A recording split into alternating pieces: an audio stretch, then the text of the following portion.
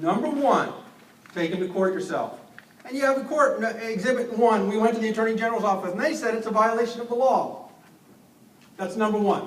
Number two, if it's criminal, you can establish the standard of care, that is, they acted willfully in doing this.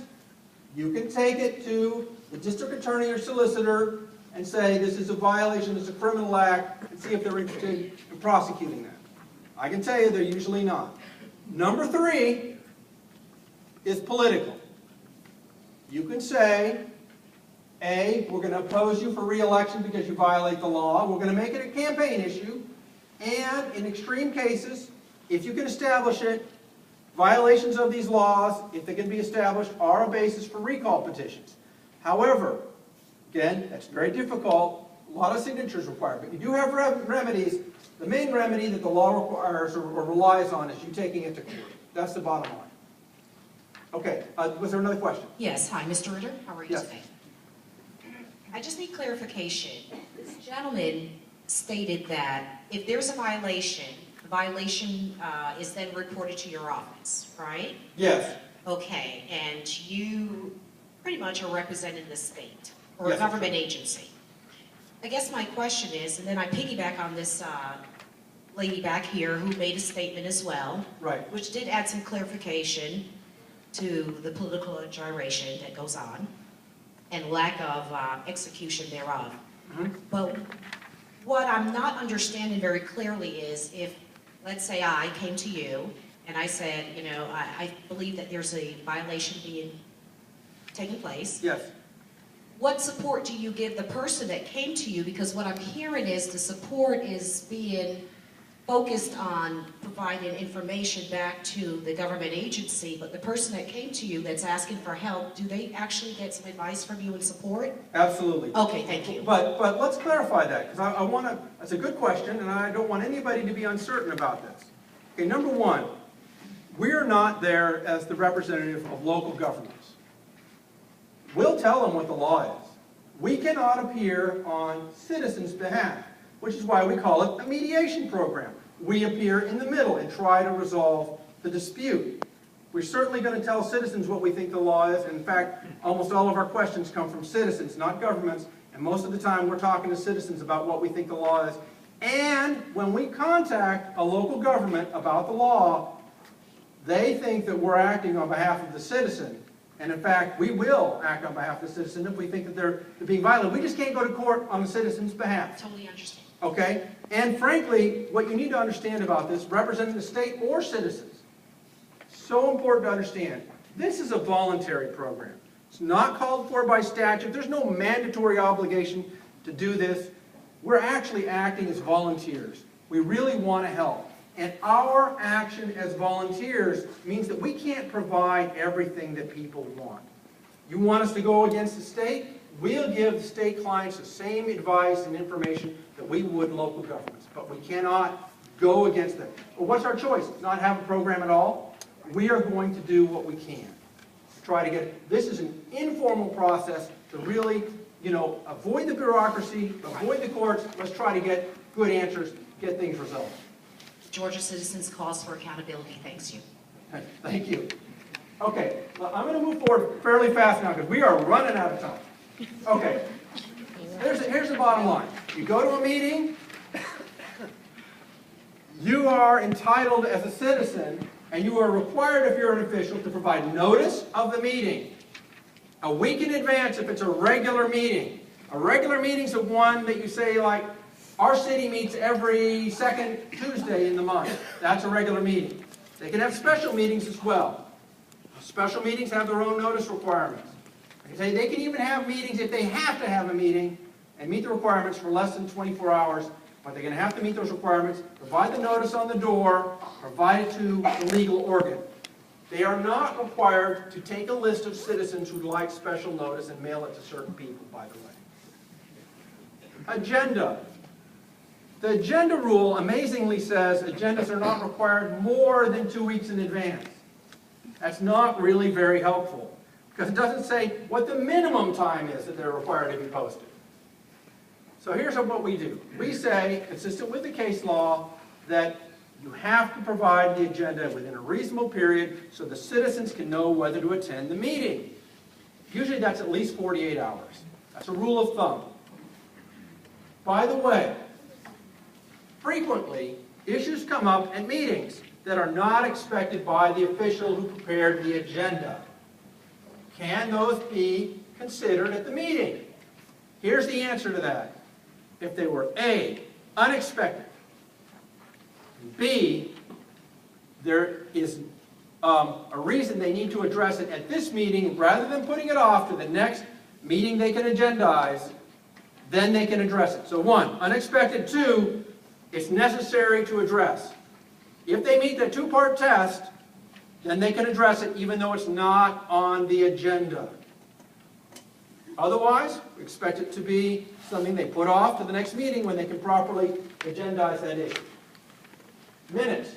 There are actually 3 different kinds of minutes now called for by Georgia law. First, a summary, which is in 48 hours, 48 business hours, just says generally what happened at the meeting. Secondly, there's regular minutes, which are not open until they're approved, but they must be approved by the next meeting. Then they're open. And those minutes say who attended, what the notice or what the motions were, who seconded those motions, and if there wasn't a unanimous vote, who voted for that particular motion. There's also a requirement now that there be executive session minutes, which are not open. Those only exist for courts to look at if they went into executive session. Executive session's a fancy phrase that means we met in private, we were not open, the public could not observe what we did. Those are the scary ones. Okay, now let's talk open meetings exceptions. And again, I'm going super fast through this in the interest of time, but if you have questions, you stop me. Okay, the first one is one I want to give a little emphasis on, particularly for the few government officials I have in here, so it's understood. This is so often misunderstood. Attorney-client privilege only exists under the Open Meetings Act to consult with your attorney in private about litigation. So there's a couple things there. First of all, you're consulting with your attorney. It does not exist to go in and have the members, say, of a city council talk with each other about litigation. They can do that while they're talking with their attorney, but it exists to consult with the attorney only. That's what it exists for. Secondly, it has to be litigation. It can't be something that we think might someday somehow result in litigation. All attorneys exist because maybe something can go into litigation or it's in litigation. The courts have resolved this by saying there has to be what the courts have called a tangible threat of litigation. And that normally means a piece of paper that says, I am going to sue you. Not a piece of paper that says, I don't like you. Not a piece of paper that says, you owe me some money. Not a piece of paper that says, I think you did bad. It says, I am going to sue you. There's a case where there was some probable cause indictments issued by a grand jury against some city council members. They went into executive session to discuss this. This is a probable cause indictment. They're going to probably be in court. The Supreme Court said that is not a tangible threat of litigation. Because it didn't say, I am going to sue you. We had a case with the city of Savannah. We've amicably resolved it. It's good. The city of Savannah had a council member who had some water damage. I think the initial amount of water damage that was shown was somewhere in the $5,000 to $10,000 range by an audit. They went in, had a private meeting. To be sure, they had an attorney present for that private meeting. They had a piece of paper from the council member that said, here are my damages. Would you pay me? It did not say, I am going to sue you about these damages. They did not go into private to talk to their attorney about how much they should pay or how they would defend this case should they get sued. They went to talk about how much they were going to pay her. That is not attorney-client privilege. That's not an attorney-client communication. So, no threat of litigation that was tangible, no communications actually with the attorney about attorney advice. Didn't fly in our view. Ultimately, we entered into an agreement with them that it was a violation. And by the way, they paid her almost $60,000. Okay, moving through these exceptions. Tax matters should be self-explanatory. Real property transactions, they can meet in private to talk about acquiring, selling, leasing, combined transactions of real property, even have a sort of straw vote, a pre-vote. As long as they vote in public, formalizing it, they can talk real property transactions. Staff meetings should be self-explanatory. The law enforcement stuff, obvious.